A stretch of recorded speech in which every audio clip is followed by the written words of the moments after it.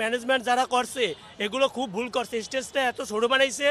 Magistrate, barrister, commissioner, বিভাগ commissioner সব উঠে রয়েছে, প্লেয়ার হুদা খালি মাহমুদও দেখা গেছে, আর কোনো প্লেয়ার দেখতে পাইনি। এই যে দর্শক সব আতঙ্কিত হয়ে গেছে, এত স্টেজে সব ফুল।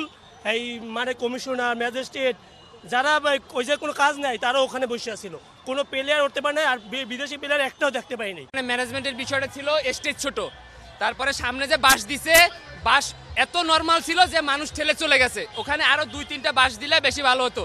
তাছাড়া ইউটিউবার, মিডিয়া সহ মানে যাদের মানে থাকারই কোনো প্রশ্ন না,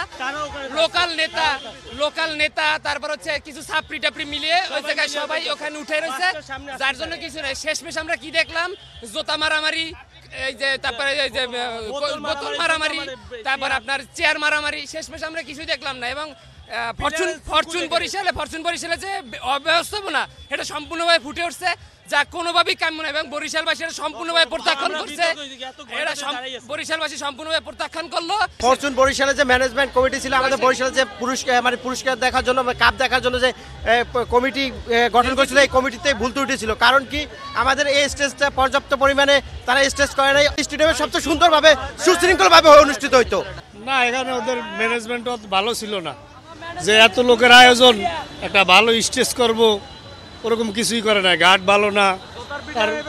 তারপরও হতাশা, মানে অনেক হতাশা। ম্যানেজমেন্টও খারাপ, আবার কিছু দর্শকও আসলে উচ্ছৃঙ্খল অনেক। মনে করেন যে করা দরকার ছিল, প্রশাসনের একটা শক্তভাবে হ্যান্ডেল করা দরকার ছিল। ম্যানেজমেন্ট অত্যন্ত পরিমাণে খারাপ হয়েছে। প্রত্যেকটা জেলায় তো মানুষ খারাপ ভালো থাকবে, এটা প্রশাসনের সেভাবে শক্ত হাতে কন্ট্রোল করা উচিত ছিল। এই একটা আন্তর্জাতিক মানের খেলোয়াড়দের আমরা সম্মান দিতে পারলাম না, রেসপেক্ট দিতে পারলাম না। এটা প্রশাসন সম্পূর্ণ দায়ী, প্রশাসনের ম্যানেজমেন্ট দায়ী নিতে হবে এটা।